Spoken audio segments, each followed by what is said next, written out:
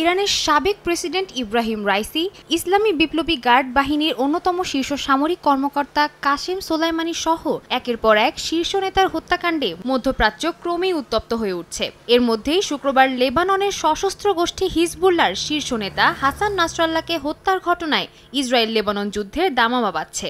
শীর্ষ নেতার মৃত্যুশোক কাটতে না কাটতেই লেবাননের ভবিষ্যৎ নিয়েও শঙ্কা অনেকের মনে। দেশটির উত্তরাঞ্চলের অন্যতম গুরুত্বপূর্ণ শহর ত্রিপলি, এই শহরটির বাসিন্দাদের মনেও দানা বেঁধেছে অন্ধকার ভবিষ্যতের।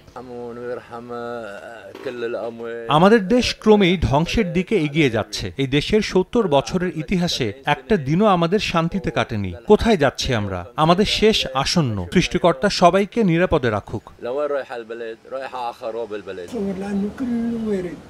আমাদের কিছুই জানা নেই, সবকিছুই অনিশ্চিত। এখন যদি ইসরায়েলের সঙ্গে যুদ্ধ শুরু হয়, কি হবে আমাদের?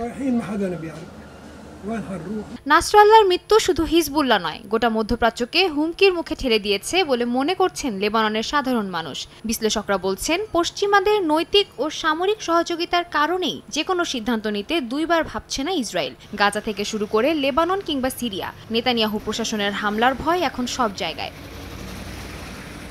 এদিকে হিজবুল্লাহ প্রধান হাসান নাসরাল্লাহকে হত্যার পরও থেমে নেই নেতানিয়াহু বাহিনীর আগ্রাসন।